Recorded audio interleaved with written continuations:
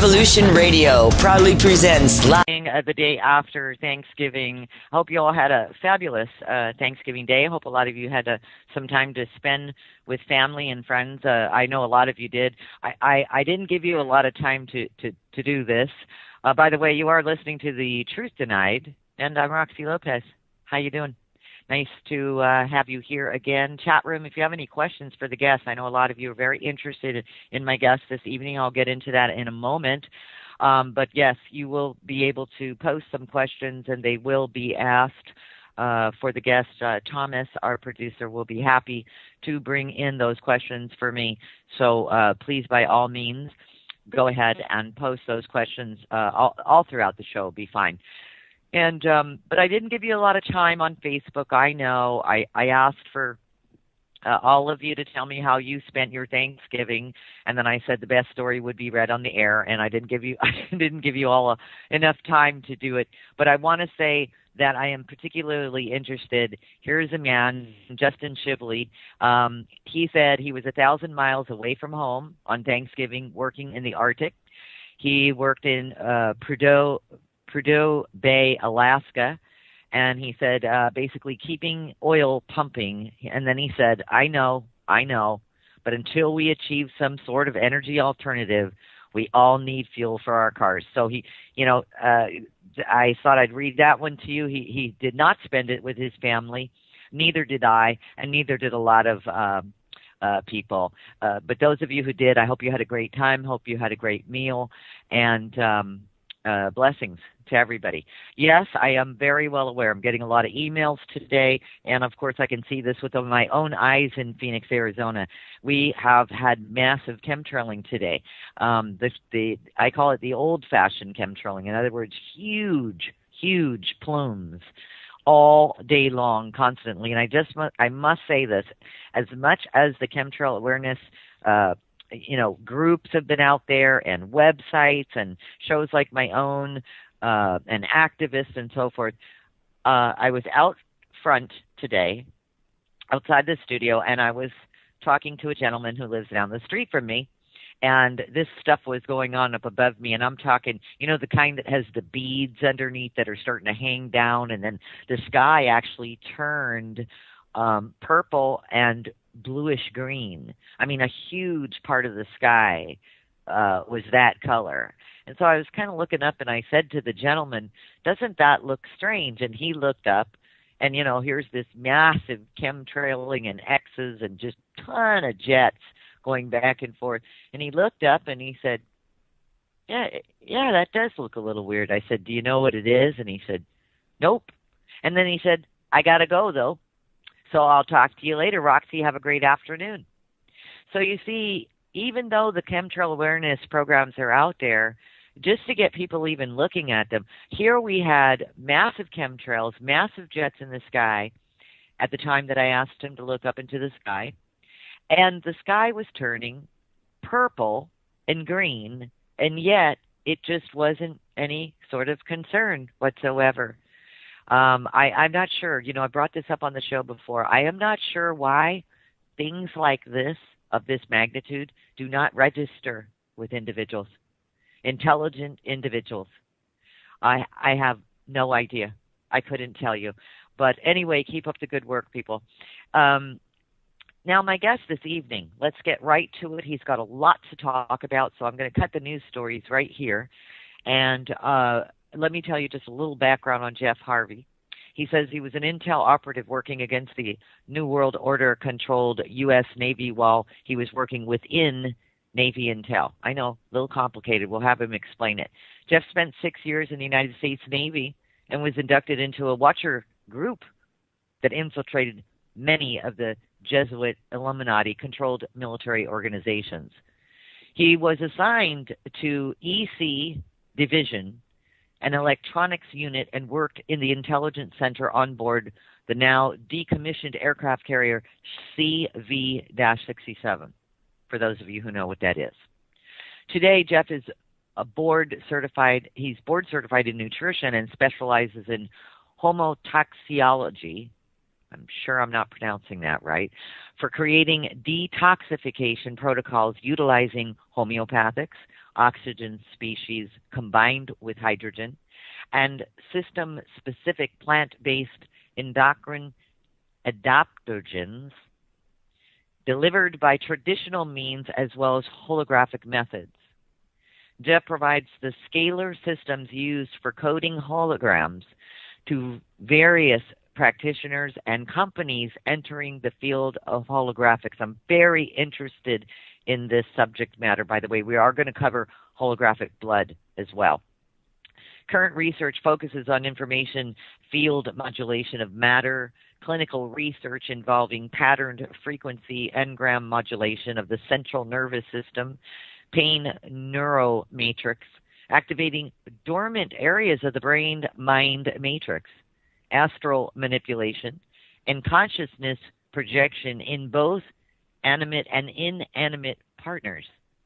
He utilizes various leading-edge technologies, including but not limited to radionic, I'm not even going to go there, field generators, shiva and shakti neuro-stimulation systems, and complex signal wave generation. As a military-trained remote viewer and radionics technologist, he assists the brain in directing energy patterns. It's very important for various remote field manipulation strategies, including biological effects. And Jef states, as we burrow deeper into the coding of genetics, we will solve many more puzzles. Within a few short years, we envision tremendous changes to how the world does business, cares for each other, and explores the furthest reaches of consciousness as scalar wave technology and radionics change the face of our planet. Several 100,000 systems have been deployed worldwide, and we plan to deploy many more. His website is JEF, that's one F, JefTech, JEFTECH.net. It's in the chat room, and we will post it throughout the show. Jef, welcome to the show, and thank you so much for taking the time to be here for the next couple of hours. Howdy, Roxy. Good to talk to you again. It's great to talk to you again. I really enjoyed our conversation on the phone. I think we talked for 2 or 3 hours, and I really did enjoy it. And I'm sorry that I sort of mispronounced some of these words, but some of them I've never even seen in my life. Well, I wouldn't worry too much about it. The only thing that really matters is the practice, so I think we're in good shape. Thank you, Jef. Hey, can we get started here briefly, if you like, to talk a little bit more about your background other than what I've already stated? For those who are new to the program or new to listening to you, Jef, can we talk about that for a little bit? Sure. Grew up in a little town in White Mills, Pennsylvania. Basically, like any other kid, out in the country, we had 500 people in town, so it was just a huge area. The main thing we had to do was basically get down to the river, walk, hike, shoot our rifles, go fishing, go swimming, that sort of thing. It wasn't like the big city where there's actually a lot to do. We were more nature kids. So we spent a lot of time doing that, and I spent an awful lot of time out in nature, usually on a mountaintop somewhere, a lot of times thinking and meditating. And my dad, I don't know, when I was 5 or 6 years old, taught me a few techniques for mind over matter and managing the mind. And evidently they spurred some interesting things and got me started in metaphysics, even though he didn't discuss it as such. He just looked at it as practical uses of the mind. So this escalated over time, and my experience and my capabilities grew. And by the time I got into high school, they had gotten quite broad. I had spent way too much time as a child. My grandparents got a television. I was watching things like Patrick McGowan and some of the things he did. And so it was interesting because early on I thought, well, gee, wouldn't that be fun to be an agent? And by the time I got to 11th grade in high school, I knew I was going to be one. So when senior year came, I made sure my picture was not in the yearbook. And shortly thereafter, I enlisted in the Navy. And due to some of the stunts I pulled in boot camp, I was indoctrinated by a group of men who had brought me into the Watcher group. And basically, I went into interior communications work in the Navy, and I was an audio-video technician. However, I went to a sea school, which gave me some advanced training. And when I got to my assignment, which was the John F. Kennedy, CV-67, basically I spent a short time in the pilot landing aid system working there when I had a confrontation with a group of quite a few men.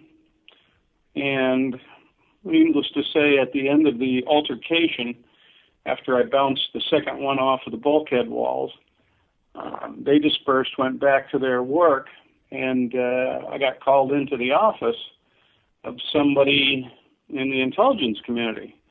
And at the time, I was not in the intelligence group. I was just working as a regular grunt. And they decided that maybe it was time to put me to work on the pilot's landing aid system and take me a little further into working on the briefing system for the pilots in the intelligence center. So I got in there, and I learned that system inside and out. I think I read technical manuals for months on end until I could do it in my sleep. And these are big production switchers you would find in a television studio. And I had mics and cameras in bedrooms and you name it. So it wasn't just briefing. There was a lot of equipment in spaces above top secret, even though I only had a secret clearance. So I spent 6 years in there doing some work. My cover was as an audio-video tech in the intelligence center. But my job was really to get as much data as I could on what the New World Order crowd was doing, trying to take over all the operations and run their globalist agendas. So it was an interesting job. I got out years later, went into process control computing as a tech, and realized that was not my bag of wax, and I wanted more people contact. So I went through several different areas, and sooner or later I wound up at Ross Perot's old company after he sold it to General Motors. And it was funny because every place I went in corporate America, I found the same animal. It was exactly the same control, the same people at the top. All they did was you'd find the head of Verizon going over to Sprint, the head of this company going over the head of that company, and they would swap leadership around on a regular basis. And so basically this control structure spreads all the way through everything, and I learned a lot about this. And then later on, I just started my own company because I knew I didn't belong in those, and I got a little tired of investigating them and finding the same things all the time. So basically what happened was I went into telecommunications. I ran a successful company for quite some time, boosted myself up to a reasonable income, and then 9/11 happened. And it was funny because I was dating a woman at the time who called me up and said, look at the television, look at the television. So I turned it on, and there's the Twin Towers coming down. And I just calmly said to her, I said, well, that's us. We did that. And she goes, what do you mean? I said, the U.S. government did that. It wasn't a bunch of terrorists. And it's funny because so many people have a block that they can't believe our government would do that to us. But they just don't understand that our government is not our government. It's run by industrialists and internationalists all over the world.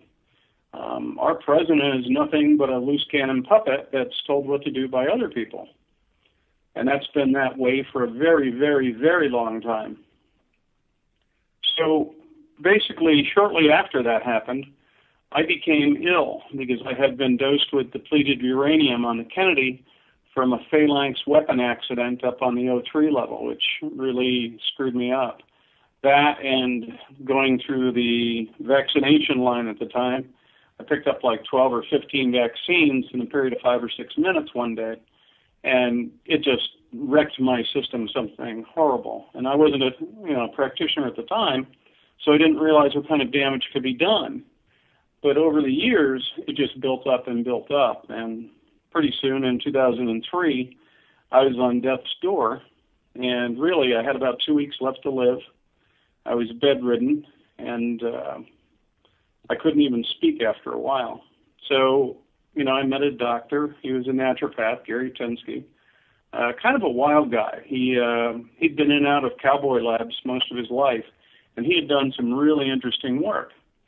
And he saved my life with nutrition and detox, and of course, a little chelation therapy to pull the stuff out. But it took a very long time to get back. It took me 1.5 years just to learn to walk properly again, and even then, my gait wasn't perfect. And so I went through a lot of challenges after that, and I realized I needed to become a practitioner so I could learn how to care for myself. So I did, and I went to remote viewing training a couple of years later, and I met a gentleman who became a very lifelong friend of mine, and he encouraged me to get some paper behind me. So I became board certified in nutrition, and I learned homotoxicology, and that's what I practice. And that's what brought me up to today's date. The only difference being is my electronics background is what I use now to learn to do things at a much more advanced level than we used to. Because in the days when we used to just detox you and you were fine again, now it takes a lot more effort to get the same results because of the changes in the way we deal with toxins and pollution. And that's where I got to today. That sounds fabulous. And what do you use to determine, by the way, as far as just out of curiosity, when somebody needs to be detoxified, let's say, how do you know that it's a detox that needs to happen, and how long does a detox take place?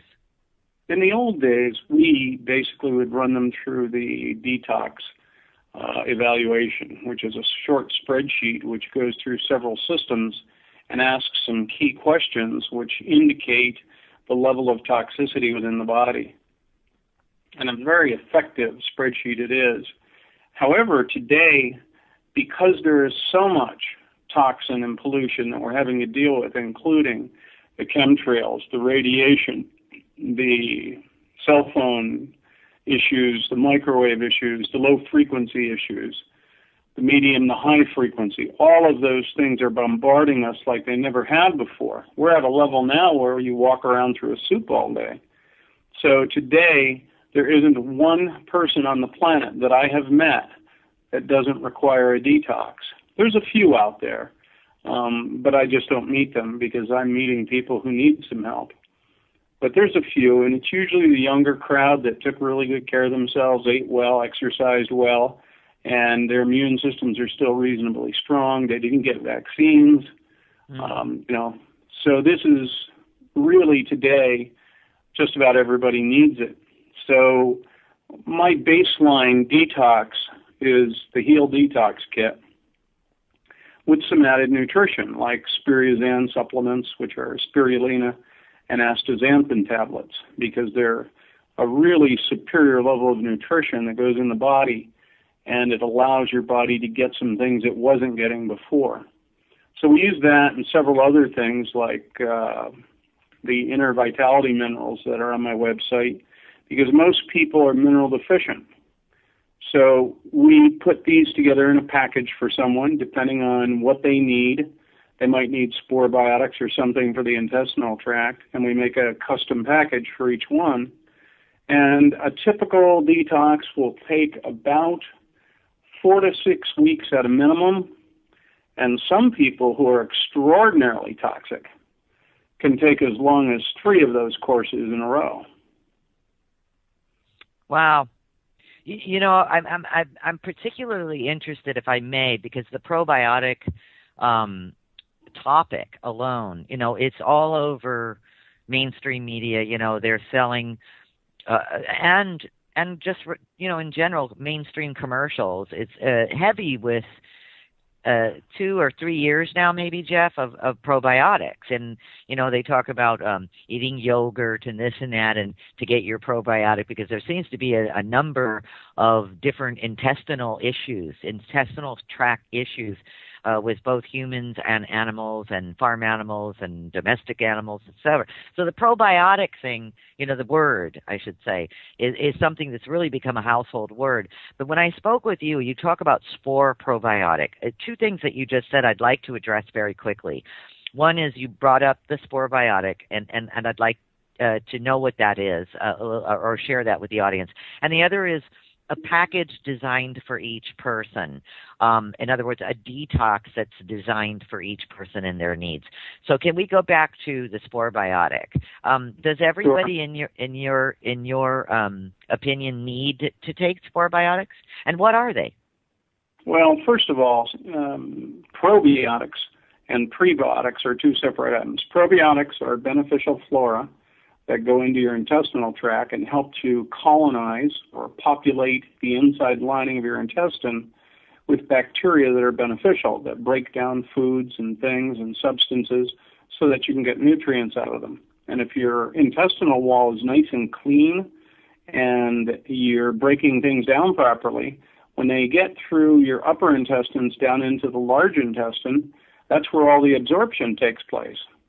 But if you're a standard American diet person, read that as SAD, basically you've got years of wheat gluten build up on the inside of your intestines, and it's blocking your ability to get absorbed nutrients through the sidewall, which means the only nutrients you're really getting are whatever come through the buccal tissue in your mouth as you're chewing and whatever goes through your stomach lining, and very, very little gets through the intestinal tract, which is why there's so many digestive issues today. People passing gas all the time.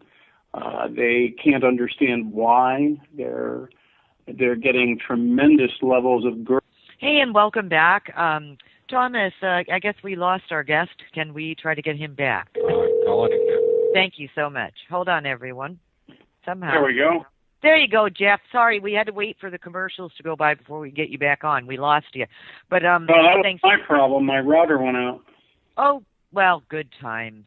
That happens to me all the time. So, not to interrupt the conversation, everybody, we were talking about, you spoke a little bit about the prebiotic, and we were just about to get into the probiotic. You discussed a little bit about nutrition and nutritional absorption and how that's kind of whacked out in most of us because the walls of the intestine are lined with a bunch of gunk, and therefore we can't absorb. So what does the probiotic play a role in, and then what is the spore probiotic? Because I'd never heard of spore probiotic until I met you. All right. Well, the probiotics are the intestinal bacteria that repopulate the inside walls. The prebiotics are actually food that the probiotics eat to help them survive in the wall and get colonized. Now, if you were just somebody who's juicing all the time or a vegetarian, you get plenty of prebiotics, no problem.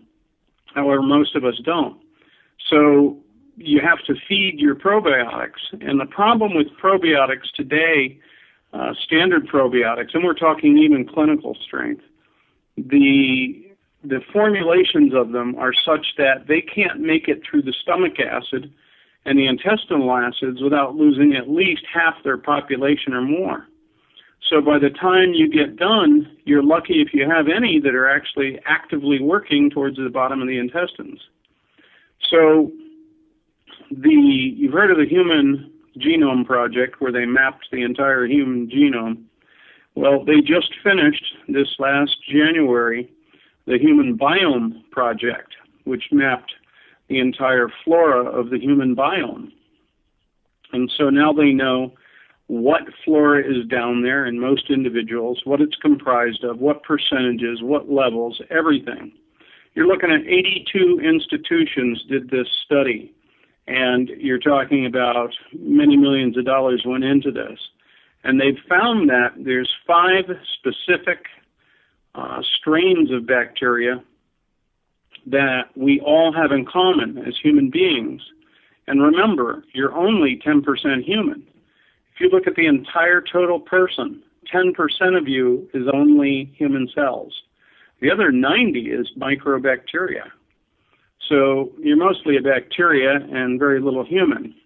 And I like to think of it as the human has the spirit side and the bacteria has the communication side. So what they did was is they realized that by using spore-based probiotics, they would not only survive the intestinal acids and the stomach acids, but they're basically impervious. So when you take spore biotics, these things survive in tremendous numbers going through your intestines, because when they formulated the megaspore biotic that I have on my website, they dose it at 2,000 times what the levels are they find it in the intestinal tract. So the bad bacteria have no chance of surviving. It's like going into a street fight with a bunch of gangsters in an alleyway, and there's a dozen of them, and there's 18,000 of you. That's basically what's really going on. So you go in there, and there's pummeling and pounding, and they're dying in droves. And when you take a spore biotic, a lot of people will hear gurgling down in their intestinal tract after they take them. Well, that's the guys duking it out down there. And basically, it's a wholesale slaughter of the bad bacteria, and the good bacteria start colonizing in there, and they really do a bang-up job of doing it. You have to go slow, though, because many people have such compromised intestinal tracts. We dose this very carefully so you don't sit there and have diarrhea for weeks while you're trying to get this solved. And we're very good at doing that. We know the symptoms, we know what to look for, and we know which people to treat which way. That sounds great. And like you said, is every person basically unique, or do you see a lot of similarities? Excuse me, I had to take a drink of water there. The way we look at it is every individual is different, and they are. There are rough groupings of people, and one of the groupings, there are people who need almost nothing in probiotics. They're fine. Their gut flora is doing well. They're taking care of their system, and they're not affected quite so much by a lot of this electromagnetic smog we live in. And most people aren't that way. Most people, the nerve endings down there, get really assaulted by all these different frequencies, and they stop functioning properly. And they talk to all the other glands and organs in your brain. So if the intestines aren't functioning well, your brain's not functioning well. You got brain fog all the time, can't catch words, you're trying to locate a thought. It's just not good. You clean that up, and all of a sudden you're thinking straight again. And that's one of the things we find with people with brain fog is they just don't have the nutrition to take care of the issues. And identifying which groups of nutrition they need is what we do for a living. Right. And you made a mention earlier about minerals. I think you said minerals. Most people are mineral deficient. Did you say that? Yeah. The food supply has been deficient in minerals for a very long time. Some of the most advanced doctorates that I work with, like people with triple doctorates, they've known for many years that diabetes and things like that are mineral deficiencies because the soil just doesn't have it. It's not been taken care of. The idiots in Congress mandated chemical fertilizers back in the 60s, and they destroyed the sulfur cycle in the soil. So you can raise crops and give them 3 minerals like they usually do, and you're not going to get anything but a good-looking plant, but you're not going to get anything that's going to help you. So what we do is we use a blend of covalent minerals and ionic minerals. Now, you've seen on the web, everybody's selling ionic minerals all over the place.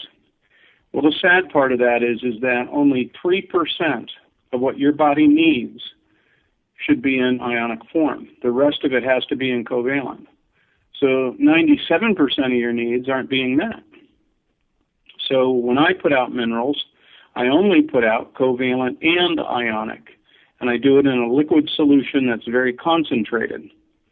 And I give you an example, myself as part of it. You know that I use Radionics, and I also use nutrition. And since I started on my new mineral protocol with the inner vitality minerals, basically my pancreas is now generating insulin again. This is like about a week ago, I went down to the local store, got some ice cream, had a nice bowl of strawberry and chocolate ice cream. And normally my sugars, when I take a test at the end of the evening, would be probably close to 300 at that point. Well, they're about 160. Now, for me, a normal blood sugar is around 120 to 140. That's good for me. Not everybody's the same. Some people need to be down around 90. I will pass out and I'll be in a coma at 90.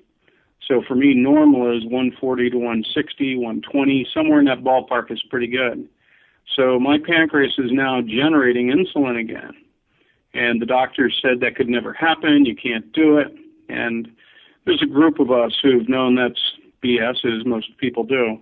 It's just trying to find a protocol that works for you because each person is different.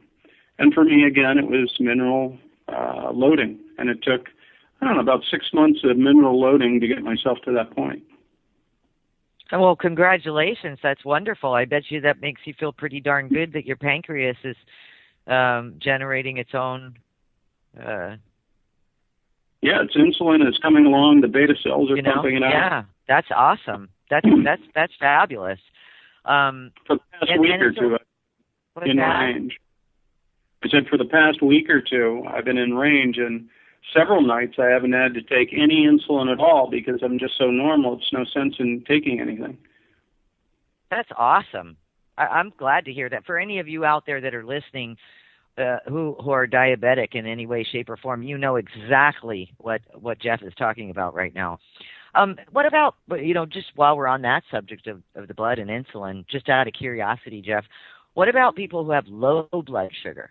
People that bottom out on their blood sugar, the opposite of really what diabetes is, I guess.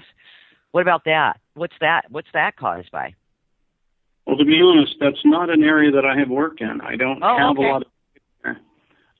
I've worked on people who are mainly high in blood sugar all the time. I have bottomed out a few times, but that's a regulation issue. And again, regulation has a lot to do with how the rest of the systems are functioning. It's like a symphony. There's no one player in the symphony that makes the place sound great. It's all of them working together in concert in the way they're supposed to, at the time they're supposed to, that makes it run. And it's the same with your body. If you don't have good regulation of your blood sugars, when you don't get enough sugar in your system, you're going to bottom out. And when you bottom out, you start getting shaky, you get nauseous, you can go into a coma. So one of the things that you find is that once the pancreas starts functioning again, if you're lucky enough to hit that combination, you'll find that you no longer, when you get a little low, you no longer have the same symptoms anymore. And so there's a transition period in that. But it's regulation that's the problem. And one of the reasons why I work in homotoxicology is because we work with basically homeopathics all the time. And they are very, very weak dilutions of things that have very big effects on the body. Some of these dilutions are 1,000 times lower a dose than you could imagine. So low it's hard to even detect any of the original substance. But your body, when it gets that, it reacts quite well. But that's, the difference between allopathic medicine and homeopathic. Allopathics try to use a sledgehammer to get through a concrete wall. We use a tiny, tiny, tiny little drill bit, and we get right through. Interesting comparison. Very interesting comparison. What would you say, and then I'd like to move on to a couple of other things, Jef, but what would you say, for the most part, is the dilemma for most people when they come to you? Do most people need to detox? Yes, It's not even a question anymore. Okay. You look around and you ask somebody, or you give them a questionnaire, and all you need is like a little 2-minute questionnaire, and you can look at that and realize that, wow, I didn't realize they were so sick. Now, they're not going to tell you what their issues are, but if they take a questionnaire to fill out some different health issues, you'll find that they all have various things in common. Intestinal issues in many cases, demineralization in many instances, and a sheer lack of nutrition. You know, most people are eating stuff that I wouldn't put in my dog's mouth. Right. Well, quite frankly, if you look at dry dog food, it's usually got better nutrition than human food. In some cases, I suppose. I mean, what are you thinking about all the grain and wheat in the country, the GMO? Do you have any issues with that? Everybody does. You know, GMO is probably, boy, how do I not understate this? GMOs are probably amongst the most dangerous food groups on the planet. And the reason why is not because of what they're doing, it's because they don't test them. Or when they do test them, they just hide the results that are negative.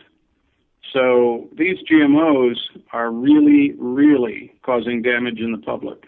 When they basically weaponized the wheat crop years ago, you know, you look in the 70s when they first started changing the wheat crop, you know, and we had a pretty lean society here in the United States. And then towards the end of the 70s, all of a sudden you see this blow up of people getting huge. And now you look around and it's like a bunch of bowling pins out there. And it's really because of the wheat issue. It acts like a narcotic or an opiate, except you don't get high. It just makes you eat a little more. And the gluten will clog up the intestinal tract, and your body stores the fat instead of burning it because your hepatocytes in your liver aren't functioning well, and your pancreas won't generate the lipase to help break the fats down. So you're getting myelin sheath issues, you're getting all kinds of liver issues, and we're getting plugged up. And that's why we detox, to unplug the excretion channels, get you eating right again, and get you starting to excrete the toxins you should have gotten rid of. A heal kit, if properly deployed with some nutrition, we can actually pull out a couple of decades worth of toxin out of you in 4 to 6 weeks. Let's say somebody in the allopathic community claimed that. You know they don't talk about detoxing. They don't address nutrition either, for the most part. But back to that 4 to 6 weeks, I do have a question about that. In that 4 to 6 weeks, what is one to expect? Would be number one, and number two would, because the detox of possibly 2 decades worth of whatever garbage in the human body is being detoxed out of you. Is that considered a severe detox? I mean, what happens? Do you drop 40 pounds as well, or I mean, everyone's different. Mm-hmm. You know, some people get a Herxheimer reaction if they go too quickly, which means they're sitting on the toilet for too long. Mm-hmm. So when we do it, we have people titrate up. We start them at a very low dose of the drops, and then we have them go up to their maximum amount. And when they get their Herxheimer reaction, we have them back off and make it a little more gentle for a few days to let the body catch up and be able to excrete the right amount of things and not have to warn the body, you know, with achy joints, loose stools, headaches, whatever. As long as you keep it at the right level, you don't wind up getting into that. But it's good to know what that limit is, to know how challenged your liver and kidneys are. I had a woman that came to me a while ago, really nice human being. She wanted to do detox, and she understood she had some issues. So we went over them, and we started her out with a very low level. However, within the first week or two, she had a detox reaction, and we found out that she had weak kidneys. Now, that's something that if someone had gone in and done a detox at full bore, like many of the practitioners do, they just give you everything at once, she could have gone into kidney failure and went to the hospital. That's malpractice. You can't do that. So what I've told everybody is when you do a detox kit, you titrate your way up. You start slow, let the body get used to it. Take some time and allow these things to excrete slowly. That way, if we locate an issue, a weak organ, we can either take our time even more, or you can address and strengthen that organ before you go back to your detox. So this is the kind of thing that, there's a lot of people that do detox. Mm-hmm. And unfortunately, they're not qualified. They simply say, oh, well, this will clean you out. Take this, try this. And that's good, but what do you do about monitoring? Do you sit and give them a consult to discuss with them what to expect? Make sure they understand that if they get a Herxheimer, you back off, you go gently forward after you get acclimated. They don't do that, and that's not the way to work with a human being. You're not an engine that you can start up and drive at 100 miles an hour right away. You need to warm it up. Right, understood. Now, with that in mind, you say 4 to 6 weeks, but earlier in the show you were saying that sometimes people have to do that a couple of different times, 2 or 3 times. But do you ever have anybody that's having to detox for like a whole year? Yep. We have rheumatoid arthritis cases that come to us for nutritional support. Okay. And some of these people are in such rough shape because of the decades of toxins that they've accumulated that, they're doing a kit now, and they have to go really slow, where instead of 4 to 6 weeks on a kit at regular speed, they might take 12 weeks to get through their kit. And then we give them a month off to allow the body to re-regulate. All the regulatory systems come back in line at the new level of cleanliness. And then we do another kit, and we strip off a bunch more. And that takes another one, and we don't always go at full force then. We sometimes ramp the second one up. So out goes another, maybe 8 weeks. Then we wait another month, and then we do the third kit. By their third kit, even somebody with a severe rheumatoid arthritis condition, they've stripped so much toxin out, they're getting relief by that point. And so with some of those people, we give them like 2 or 3 months off then to re-regulate and make sure that their nutrition is set correctly, they're eating properly, they're juicing, and they're actually showing some results. And then you do another kit. And then if they do 1 kit a year after that, you can keep that detox at a level where you keep getting cleaner and cleaner. So some people are very serious. Stage 4 cancers, these are people who, they've got emotional baggage that's causing the cancers to form. They've got, reference Dr. Hammer's work with that. They've got nutritional deficiencies that are stellar. They can't break their habits of eating, smoking, drinking, and things like that for even 2 months to save their own life. Right. And unfortunately, our habits will kill us if it's in the right situation. So you get people like that we have to work with, and we are very strict. I look at it this way.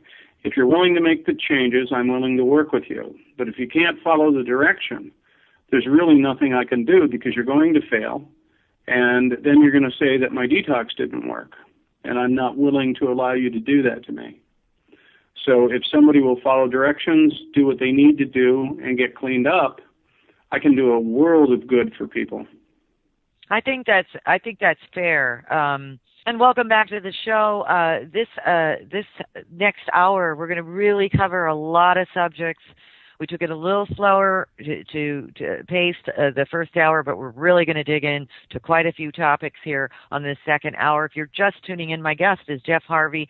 And very briefly, first of all, I want to wish everybody a happy holiday season. And, we are listeners supported over here at Revolution Radio.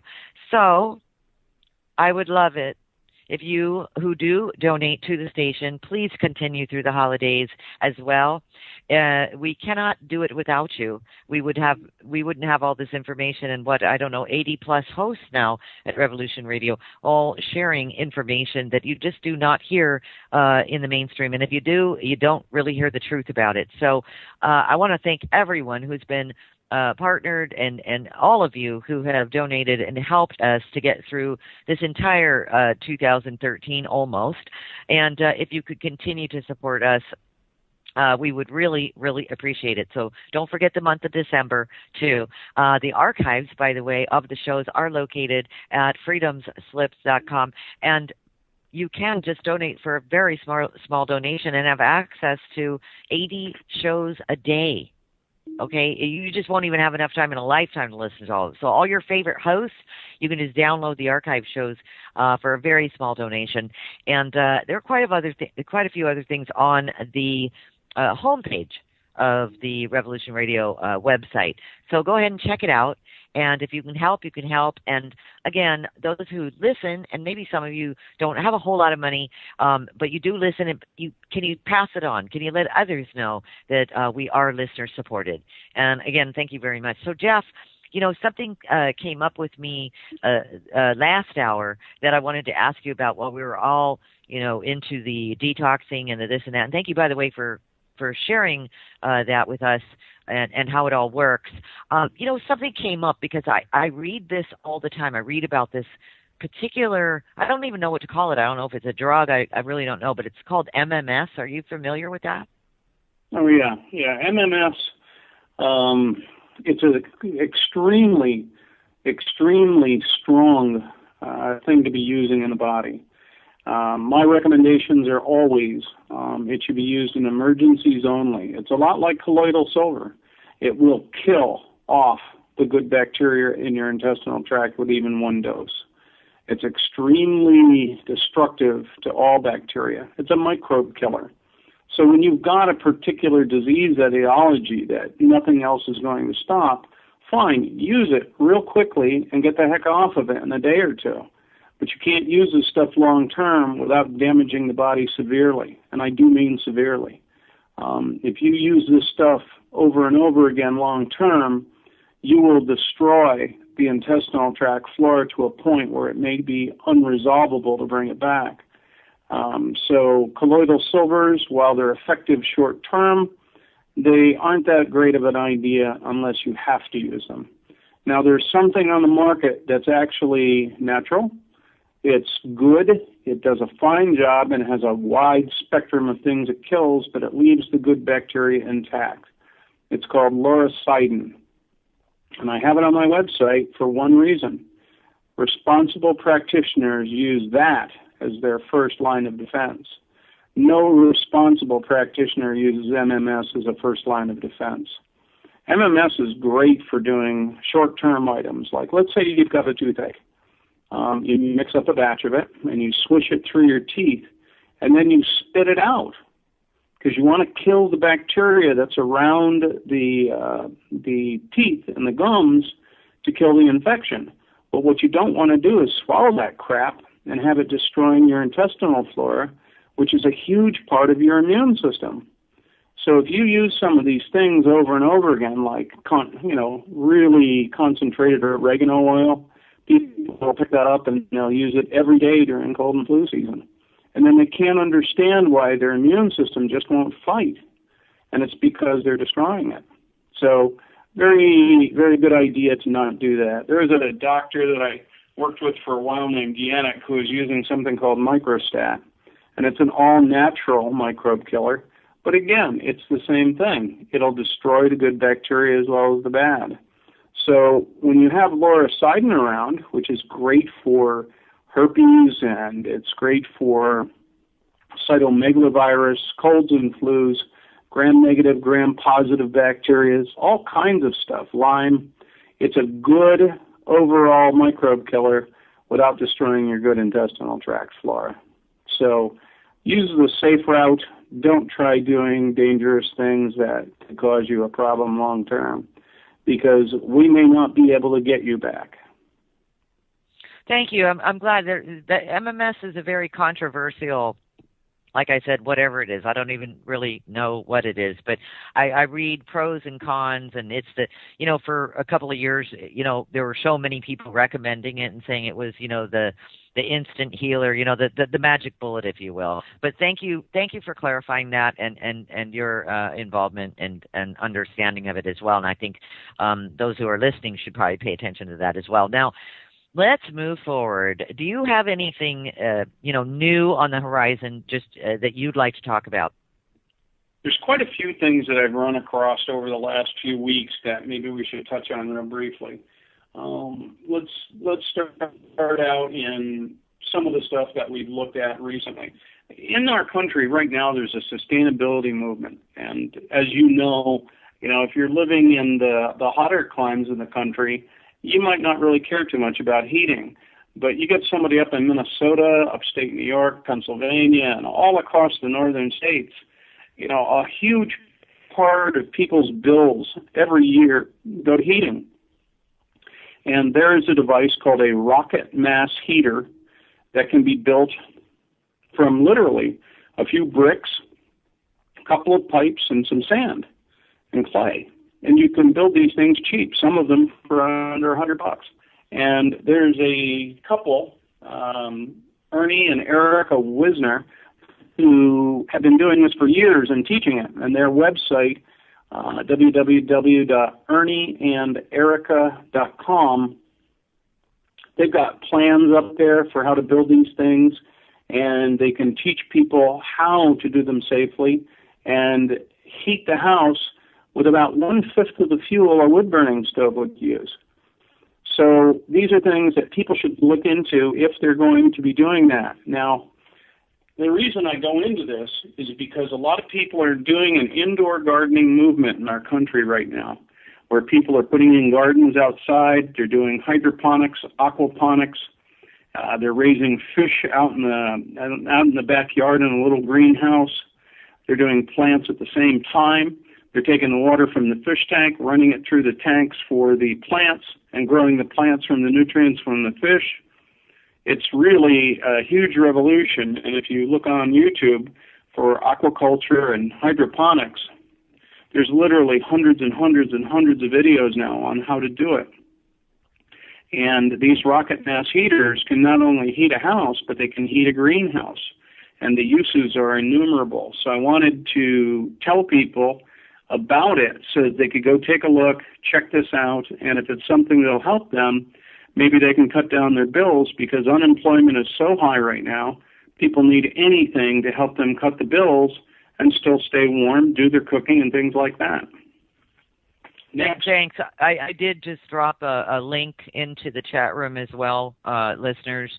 So if you want to take a look at that website for rocket mass heaters, that is in the chat room. If you're not in the chat room, come over to freedomslips.com and join the chat room. You'll see all the links that we continue throughout the show.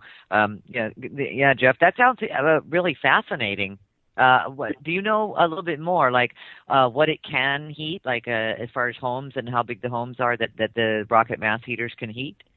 Depending on how you size it, you can heat any size home. Wow. You can do anything from a shed to a 3-story building. Mm. These things are amazing. There are pictures on Ernie and Erica's website of one place. I can't remember where it is, but they're in a reasonable climate. And they've got a rocket mass heater that's got a bench. They use a mass as a bench for storing the heat. And this bench covers an entire wall. It's huge. And it's gorgeous. It's just gorgeous. And they just aren't that expensive to build. They're cheap. Once you see the videos on how to build one, you'll be like, hey, I can do that. I don't need some construction guy to come in and do it. I can do that. So you'll find that it's very informative and educational. I ran across another one, too. There's a fellow who I ran into years ago, 2 years ago, I think now. He got one of our neuro-stimulation systems from me. And he also got into doing hydrogen gas and oxygen gas. His name is Steve. And he threw up a website. Now, this is a guy who worked in neurology as a technician. So he was building circuits for all kinds of things for many, many years, his whole career, and he's a brilliant technologist. And he's made some interesting devices to help people save money and do some interesting things.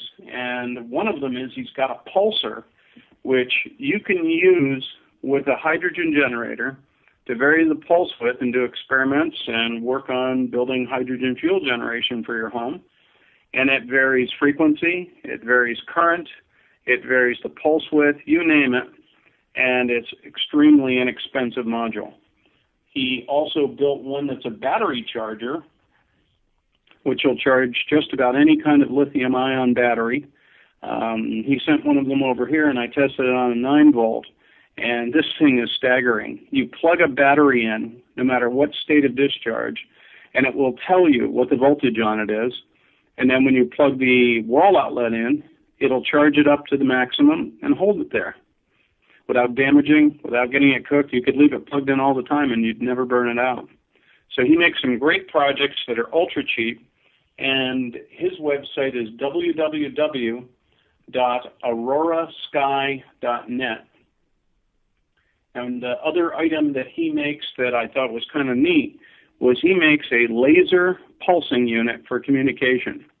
Now, there's a lot of people out there who are interested in sending messages out into space just to see what happens. And he built this really inexpensive laser pulsar that can be hooked up to an MP3 player, and you can literally send messages anywhere you want. And there are devices out there you can use to capture that data and decode it. So he's got some fun little toys, and I ran across him, so I thought that it'd be a good idea to take a look at that if you're an experimenter and you're interested in electronics projects. He's a good guy to get to know. Very cool. The really interesting stuff that I ran into recently circles back around to health. Okay. What happened was I was talking to, I think it was Victoria Batzian, and she was telling me about liposomal vitamin C and how much like IV vitamin C it is. And there's a YouTube video that'll teach you how to make this stuff. So I got the equipment and I made it, and it's pretty powerful vitamin C. I would not recommend you take more than 1 ounce at a time, though, because it acts like 6 to 8 grams of IV vitamin C. So it's very helpful in boosting your C levels and taking care of issues in the body. And it's called liposomal vitamin C. You encapsulate the vitamin C in basically a lipid layer from lecithin crystals, all non-GMO. That's another good one. Now, when I was looking at that, we were talking about some minerals. And there's a guy who was doing, Dr. Hans Diepert, who was doing mineral transport and getting tremendous results with people with MS, people with diabetes.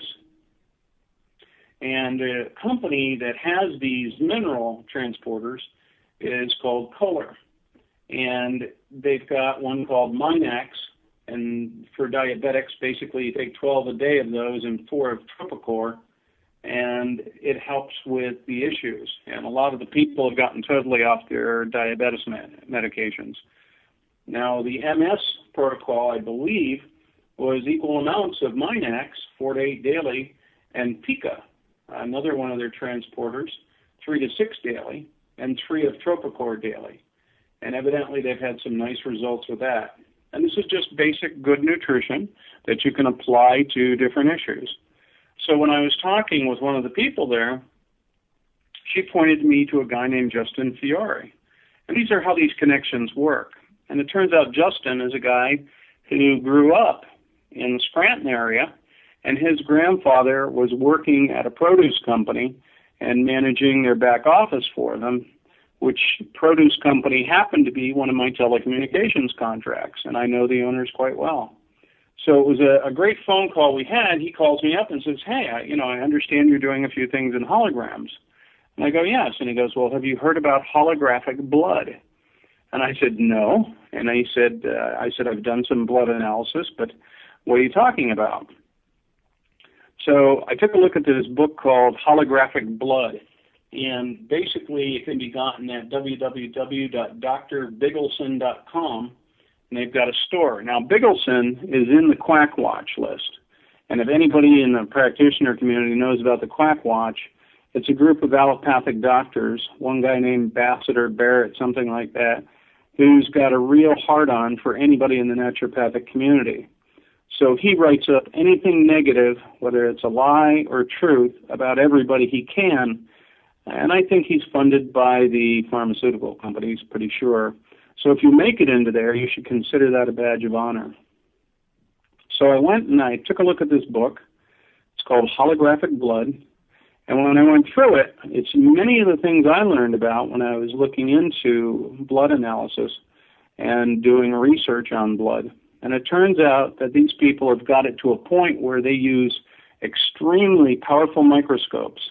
And it turns out at ultra-high levels of power, the blood will show up something they call symplasts, or holograms in the blood that indicate what's really going on, including they can determine the emotions associated with a trauma, how old the trauma is, and where it is in the body.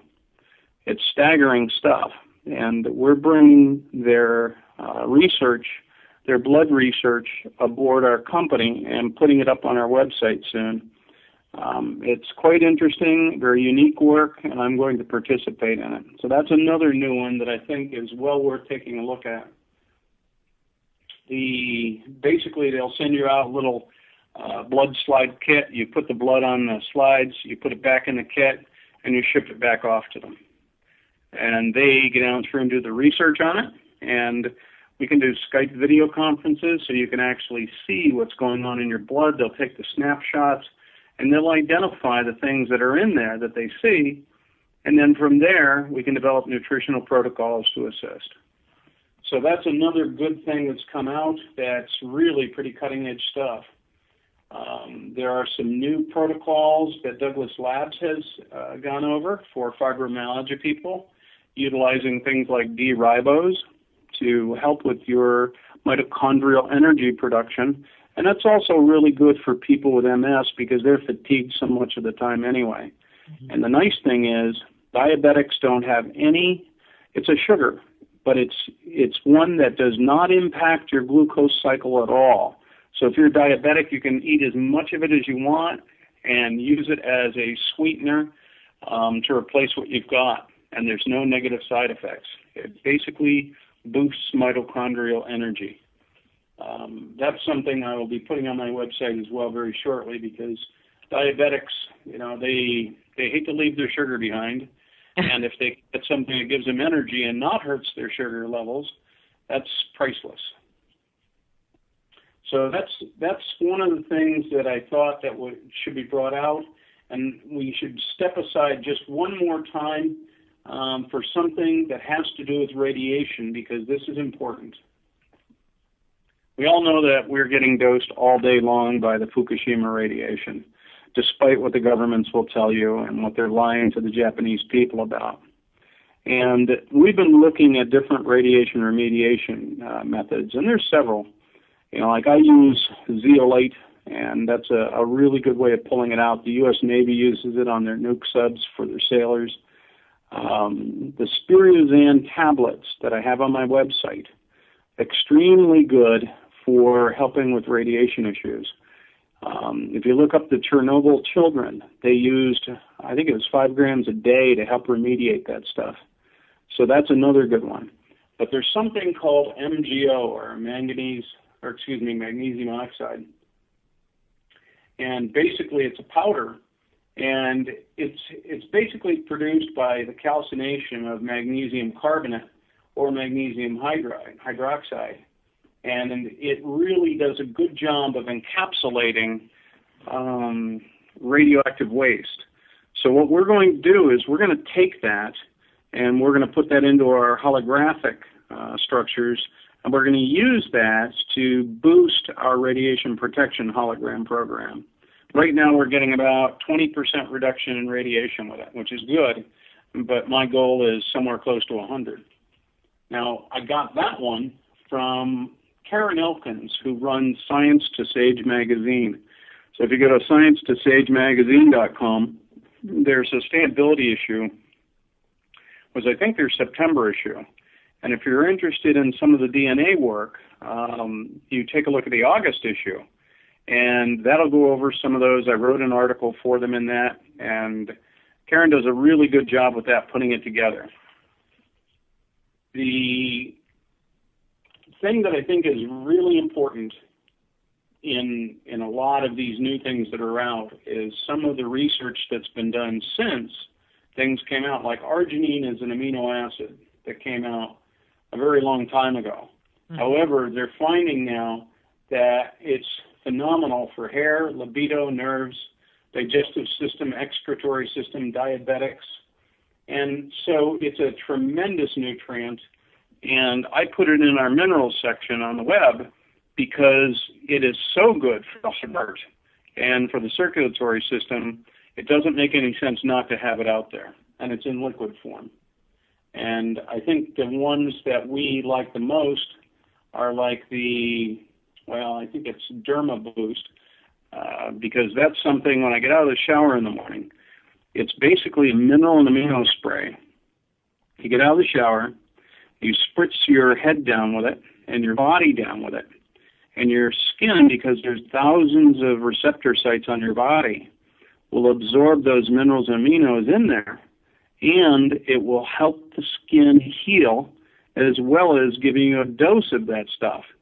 And when you rub it into the scalp and the hair, all you do is comb it out, let it dry, and your hair feels a lot like a 3-year-old baby's hair. It's tremendous because it's feeding the hair follicle from the outside in.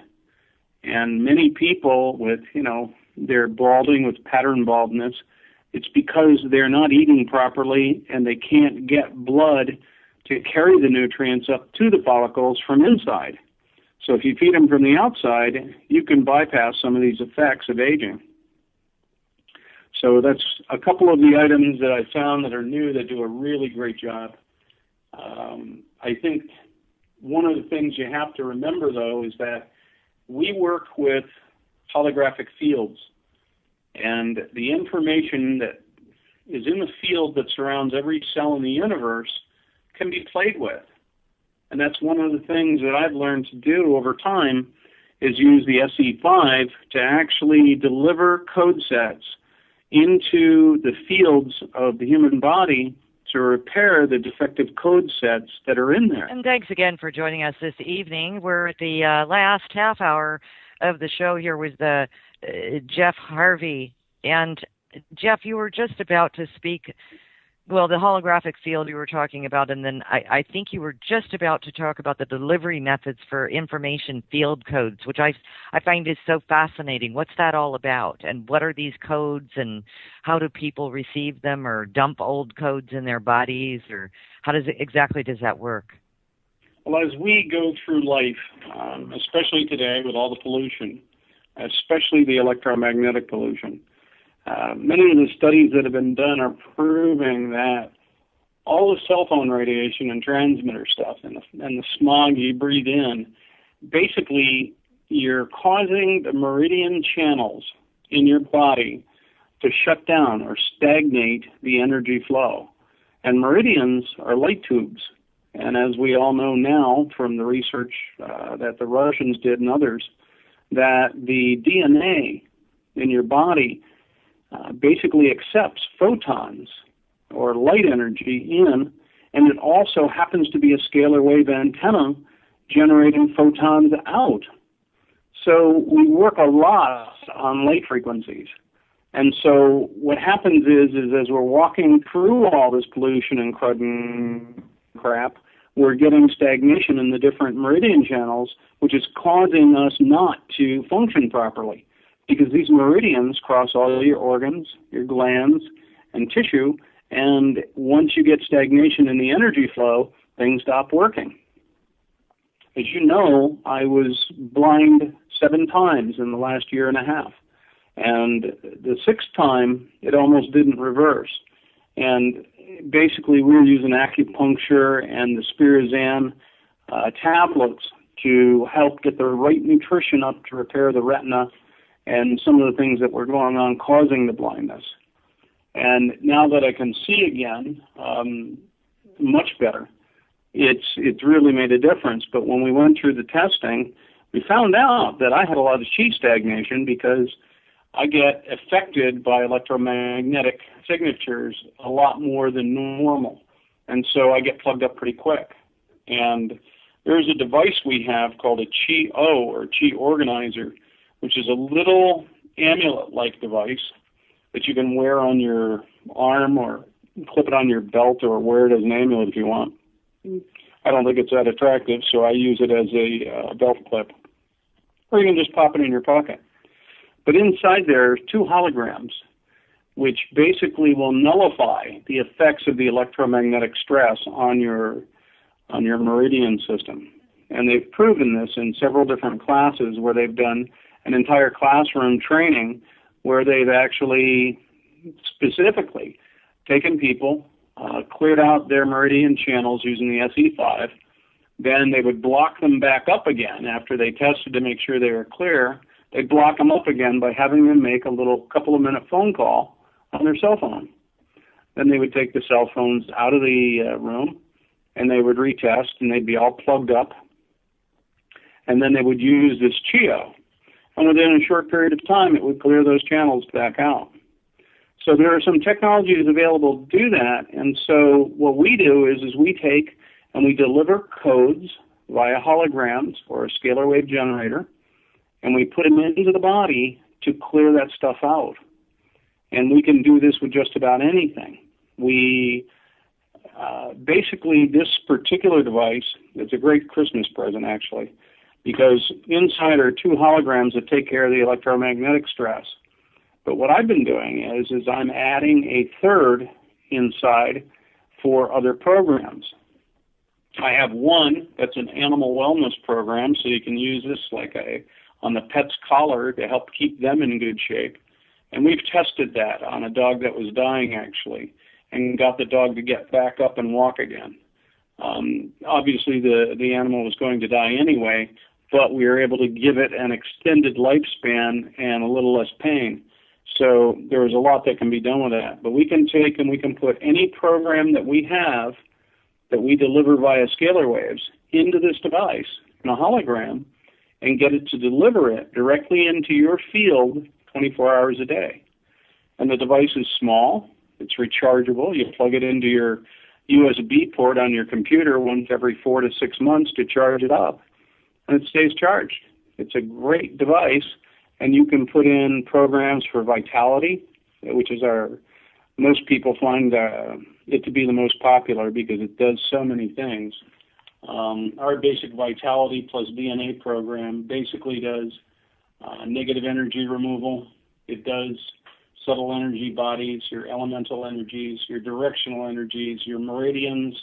It aligns the chakras, and it does 12-strand DNA activation and DNA broken link repair. And so all of this, it does balance stress, electromagnetic stress, radiation, and airport radiation, including emotional stress. And we added in Lyme, human growth hormone, ATP, and the autism virus spectrum codes. Because it turns out that the autism virus is in 80% of the population. It's just inactive. So what we don't want to have happen is it to become inactive or you to pass it on to your children when they're born, because the autism virus is pretty nasty stuff. I mean, in girls, what will happen is it will get into basically their reproductive system while they're in the womb, and boys, it'll get right into the brain in the womb.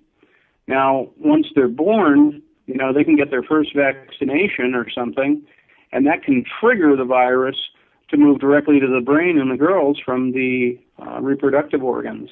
And then you can get just about any host of different symptoms from it. They're not like classical symptoms all the time. So it's a good thing that we put that in there because I think it's a good way of dosing people. We also have that megasporbiotic code is in there. Blood gases. We do protein, amino acids, vitamins, and minerals, all in the Vitality hologram.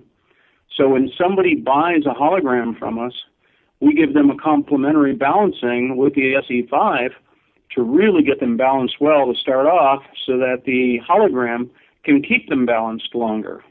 You'll go out of balance sooner or later no matter what, walking around in public, but it will make it much slower for it to degrade. The thing that I'm going to do for the folks that call in from your show is we're going to add something called the Vitality plus DNA 2 hologram so that when they get both.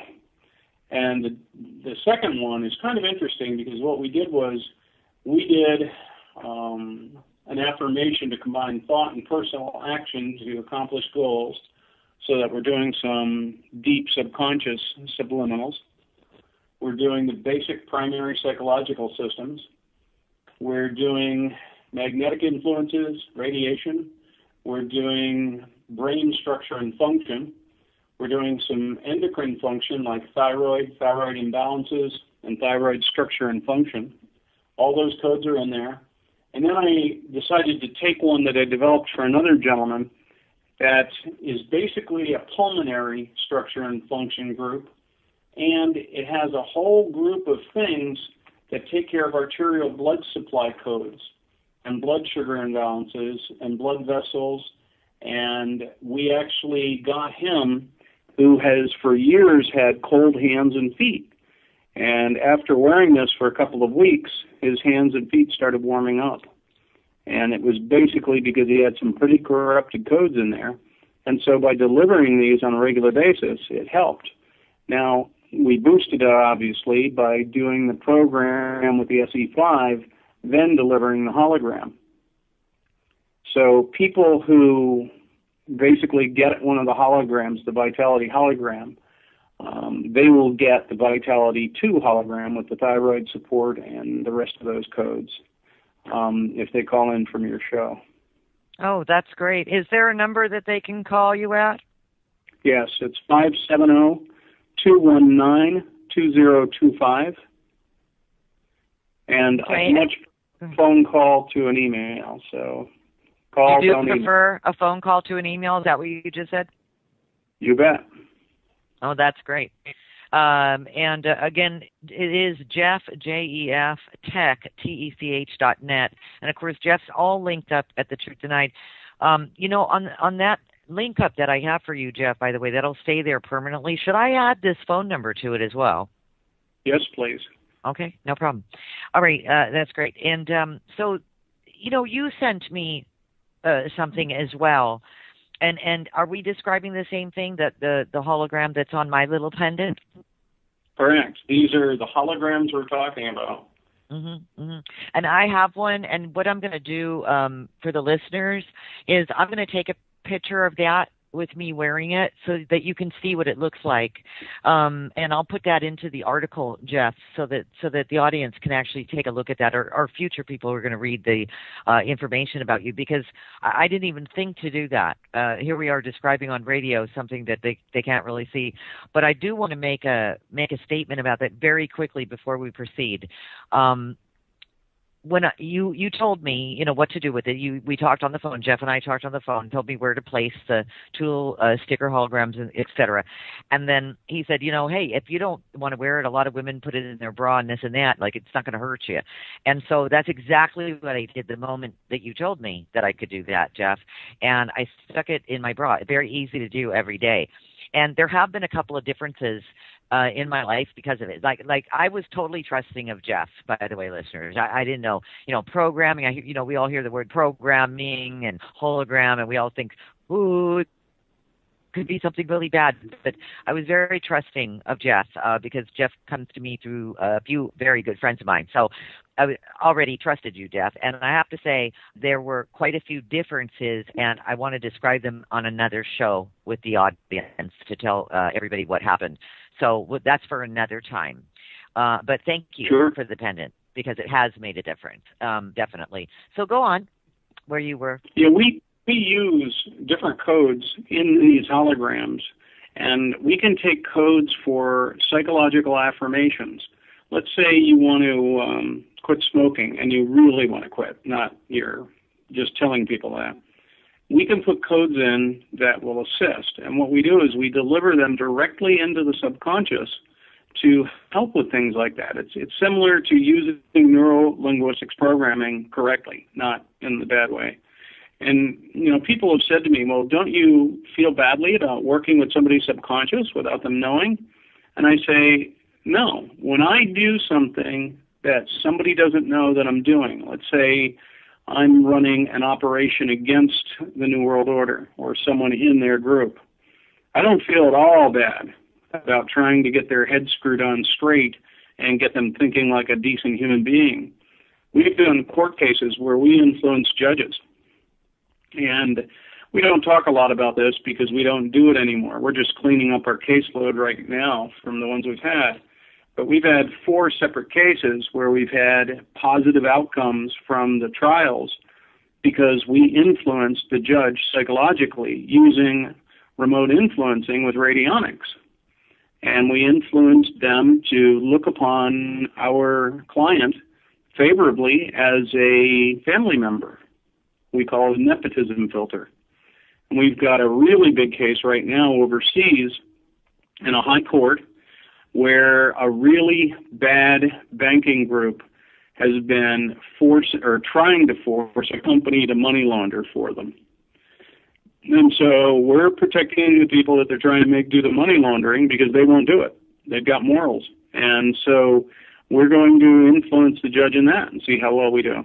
But so far, the first 4 we did, we had complete success with. And it's because we deliver the codes directly into their subconscious without their knowledge to make them view our client in a much more favorable light. You don't have to change their life. You just simply need to change their attitude long enough for them to make a decent decision in a court case. I think that's interesting too, Jef, that you talk about that subconscious, because that's where you and I and everybody else is programmed. Everything is programmed that we do. We're kind of like automatic on autopilot from our subconscious. So if you can get into the subconscious and sort of change a couple of things, it changes our operating system. That's really what we're trying to do. We're trying to connect your conscious to the unconscious so that your head and your heart are always in sync. And as long as you act that way in life, things go well. But many people, because of programming from, their parents, grade school, high school, church, whatever, work, they get programmed and they don't realize they're being programmed. They just think it's how you get along. And we realize that what they've done is they've remapped the way the brain is working. So we undo the damage and we try and help people have much more positive outlooks on life and outcomes by helping them be a better person at the level they want to be in the first place. So when someone comes to me and they want to do a custom program, which we do, I'll say, okay, send me an email with the list of your goals in just straight plain English, and we will go into our code set, which is about 17,000 items, and we will pull out the codes that are appropriate to match that. Then, if we don't have codes we need, we can actually type in an affirmation into the system, and a special algorithm will actually code that, and we can make a new code for a brand new algorithm for you.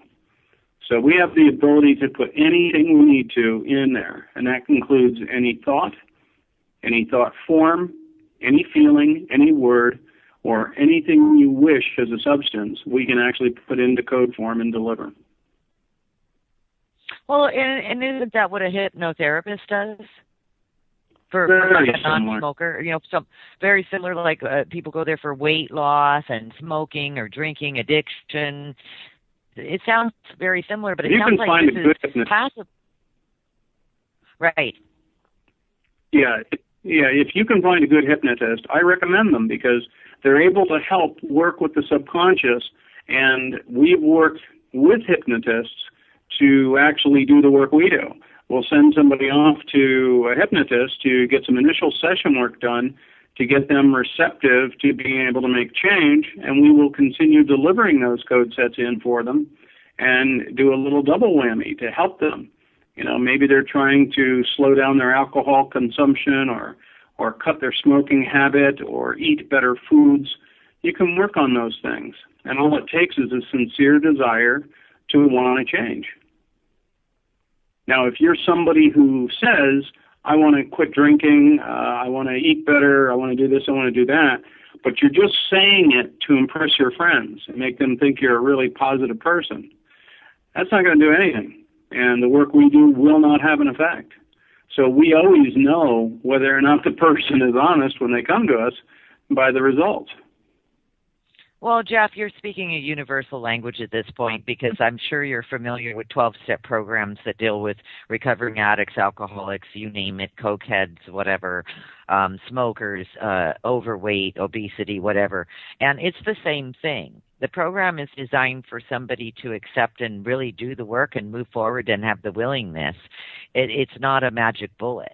But if you follow, right, and if you follow the, let's call it the protocol, there they call it the 12 steps, you will recover and you will have a new life and you will, have your abstinence from whatever poison you were on, whatever it may be, food, drugs, alcohol, for the rest of your life if you wish.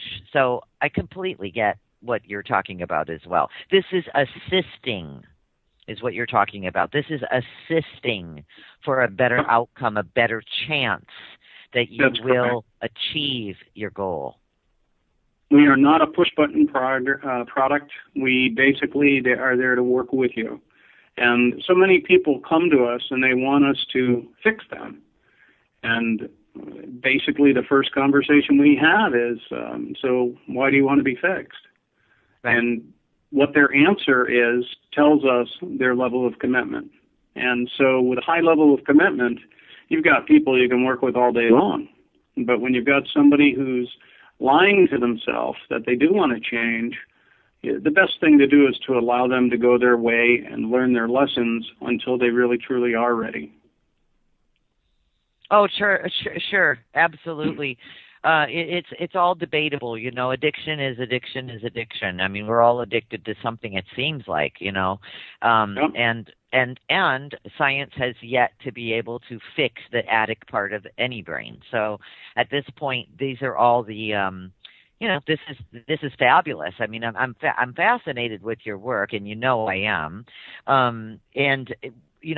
We're just simply out of time. We've got probably 2 more minutes left, Jef. So. We're going to have to wrap it up. Of course, I would hope that you will come back and see us again. Of course. Anything you want to wrap up in the last minute or so? Go for it. Well, it's been a pleasure being on with you. One of the things that I really enjoy is if I can get the information out to help people and give them a shot at having a little better life, then I've done my job. There's not much I need to do in life other than just to help when I'm needed. So as long as we can get that done, we're good. And people like you doing what you do, you're constantly harvesting these new guests to put more new information out. And hopefully the people see the value in it and contribute to your show because that's what keeps this motor running and also allows you to do even more work for them. Absolutely. Thank you for saying that. I appreciate it. I appreciate that you recognize that. And again, I want to let everybody know Jef will always be linked up right there on the schedule page, or if you just put his name in our search engine, JEFTECH.net, or that's the website, or his name, Jef Harvey, any of the above, you will get up information on Jef from here out. And of course, the number again is 570-219-2025 to get a hold of Jef. But I'm also going to add that to his information packet on our website, and that number will also stay there permanently, and that is until you change the number, Jef. I know. You never know what happens with the phone company. I know. And look, it's a pleasure. We had so much more that we wanted to cover, and I'd love for you to come back in the new year and continue the conversation with us. I think that you are just one of those individuals, Jef, that I don't think I'd ever run out of anything to talk with you about. So I hope that the audience really got a feel You covered quite the gamut, and I hope they actually get a feel for who you are and what you do and how important the work is. And I'm glad to hear that your health, your personal health, is continuing to go towards getting a little bit better and a little bit freer. Because, Jef, if we lose you, oh my God. Wouldn't be good. Well, let's hope we all stick around for a while and get more stuff done. Absolutely. I'm really glad you addressed, by the way, the radiation, and I think that a lot of people are very concerned with that. So I'm glad that you hit that and spoke about the magnesium oxide, etc. And I'll have all that information as well, all the websites that you listed for the rocket mass heater and the pulsar, the battery charger and all that, and Science to Sage magazine. I'll have that all put into the article along with its... Ross Perot's old company, after he sold it to General Motors. And it was funny because every place I went in corporate America, I found the same animal. It was exactly the same control, the same people at the top. All they did was you'd find the head of Verizon going over to Sprint, the head of this company going over the head of that company, and they would swap leadership around on a regular basis. And so basically this control structure spreads all the way through everything. And I learned a lot about this. And then later on, I just started my own company because I knew I didn't belong in those. And I got a little tired of investigating them and finding the same things all the time. So basically what happened was I went into telecommunications. I ran a successful company for quite some time, boosted myself up to a reasonable income. And then 9/11 happened. And it was funny because I was dating a woman at the time who called me up and said, look at the television, look at the television. So I turned it on, and there's the Twin Towers coming down. And I just calmly said to her, I said, well, that's us. We did that. And she goes, what do you mean? I said, the U.S. government did that. It wasn't a bunch of terrorists. And it's funny because so many people have a block that they can't believe our government would do that to us. But they just don't understand that our government is not our government. It's run by industrialists and internationalists all over the world. Our president is nothing but a loose cannon puppet that's told what to do by other people. And that's been that way for a very, very, very long time.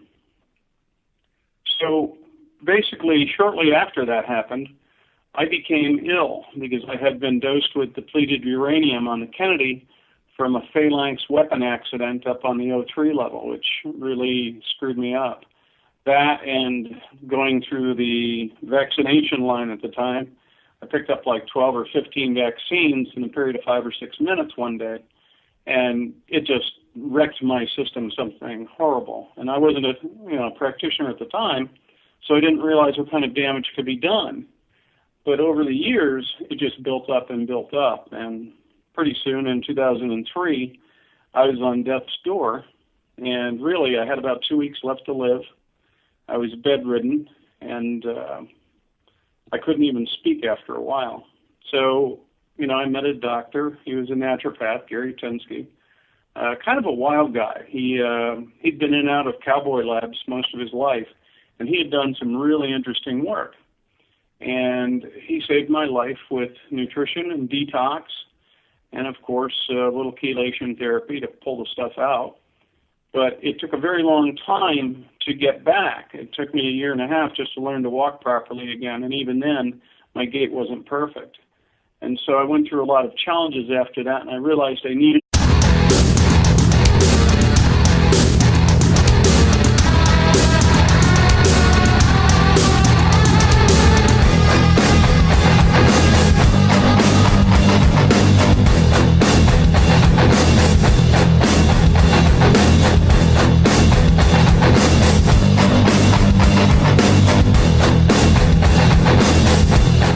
Revolution Radio proudly presents live the day after Thanksgiving. I hope you all had a fabulous Thanksgiving day. I hope a lot of you had some time to spend with family and friends. I know a lot of you did. I didn't give you a lot of time to do this.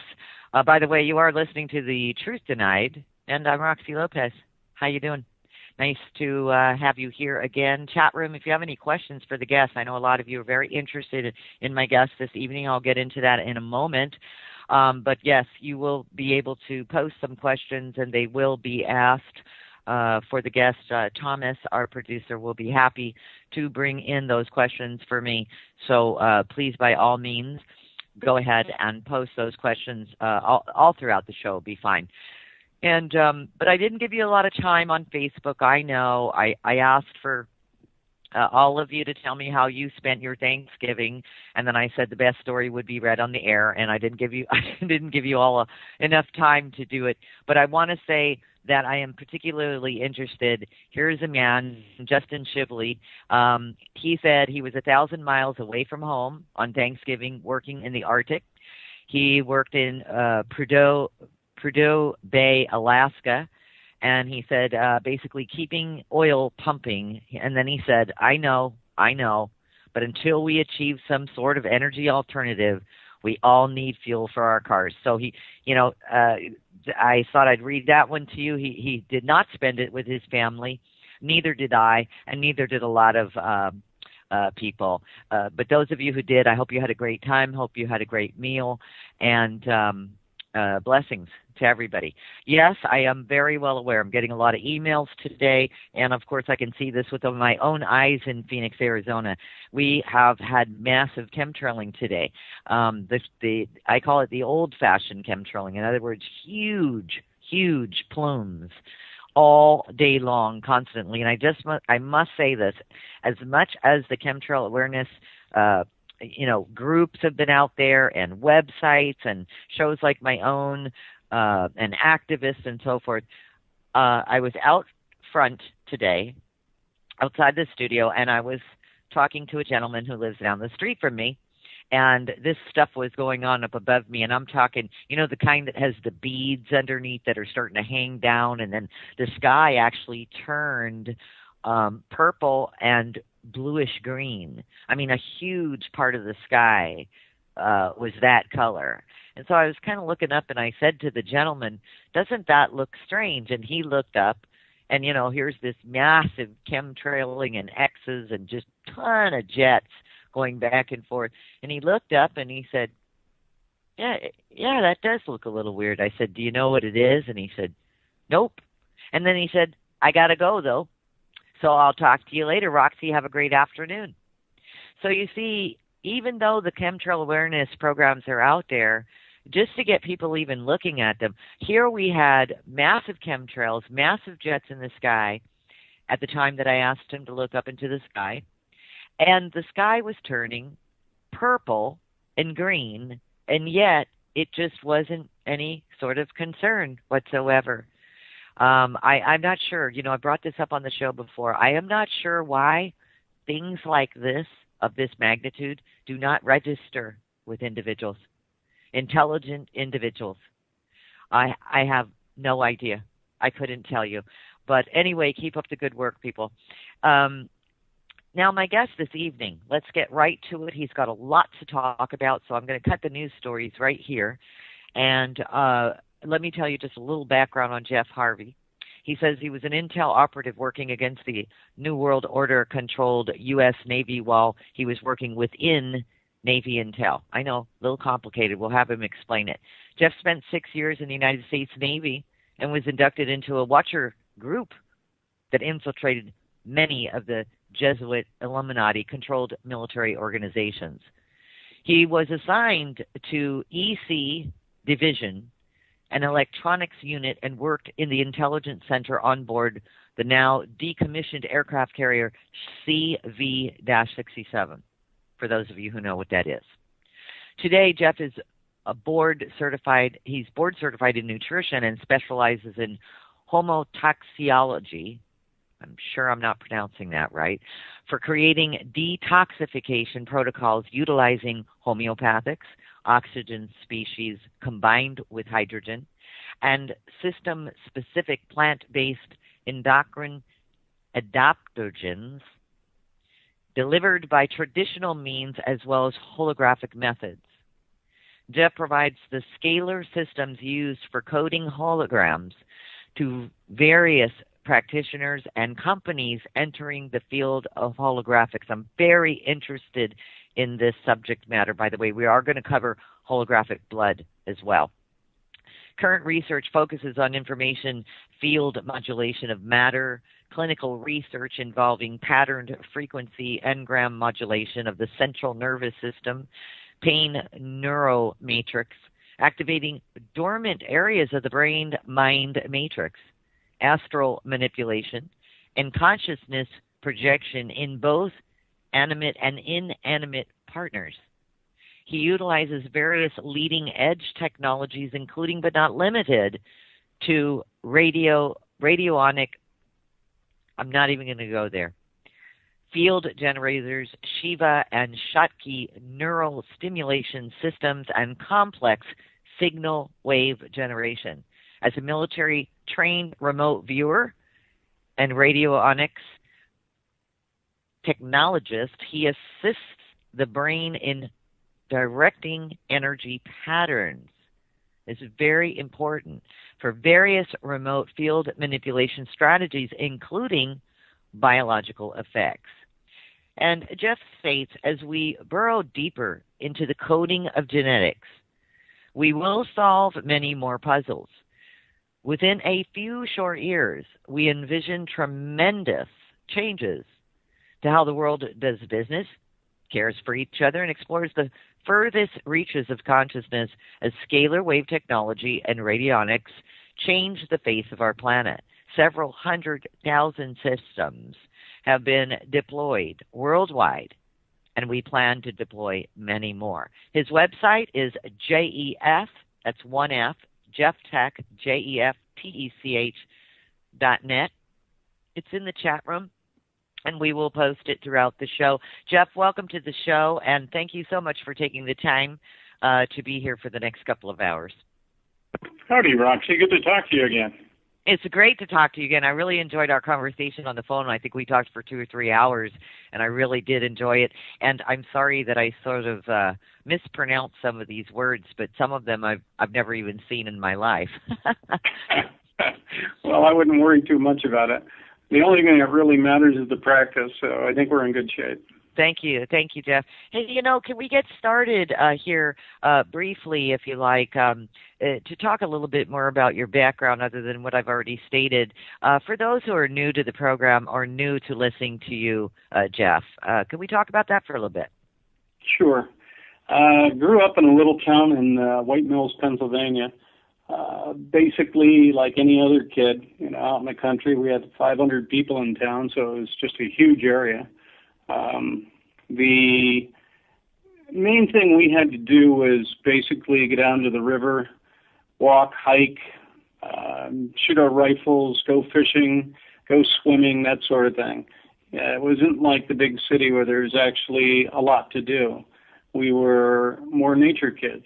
So we spent a lot of time doing that, and I spent an awful lot of time out in nature, usually on a mountaintop somewhere, a lot of times thinking and meditating. And my dad, I don't know, when I was 5 or 6 years old, taught me a few techniques for mind over matter and managing the mind. And evidently they spurred some interesting things and got me started in metaphysics, even though he didn't discuss it as such. He just looked at it as practical uses of the mind. So this escalated over time, and my experience and my capabilities grew. And by the time I got into high school, they had gotten quite broad. I had spent way too much time as a child. My grandparents got a television. I was watching things like Patrick McGowan and some of the things he did. And so it was interesting because early on I thought, well, gee, wouldn't that be fun to be an agent? And by the time I got to 11th grade in high school, I knew I was going to be one. So when senior year came, I made sure my picture was not in the yearbook. And shortly thereafter, I enlisted in the Navy. And due to some of the stunts I pulled in boot camp, I was indoctrinated by a group of men who had brought me into the Watcher group. And basically, I went into interior communications work in the Navy, and I was an audio-video technician. However, I went to a C school, which gave me some advanced training, and when I got to my assignment, which was the John F. Kennedy, CV-67, basically I spent a short time in the pilot landing aid system working there when I had a confrontation with a group of quite a few men, and needless to say, at the end of the altercation, after I bounced the second one off of the bulkhead walls, they dispersed, went back to their work, and I got called into the office of somebody in the intelligence community. And at the time, I was not in the intelligence group. I was just working as a regular grunt. And they decided that maybe it was time to put me to work on the pilot's landing aid system and take me a little further into working on the briefing system for the pilots in the intelligence center. So I got in there, and I learned that system inside and out. I think I read technical manuals for months on end until I could do it in my sleep. And these are big production switchers you would find in a television studio. And I had mics and cameras in bedrooms and you name it. So it wasn't just briefing. There was a lot of equipment in spaces above top secret, even though I only had a secret clearance. So I spent 6 years in there doing some work. My cover was as an audio-video tech in the intelligence center, but my job was really to get as much data as I could on what the New World Order crowd was doing, trying to take over all the operations and run their globalist agendas. So it was an interesting job. I got out years later, went into process control computing as a tech, and realized that was not my bag of wax, and I wanted more people contact. So I went through several different areas, and sooner or later I wound up at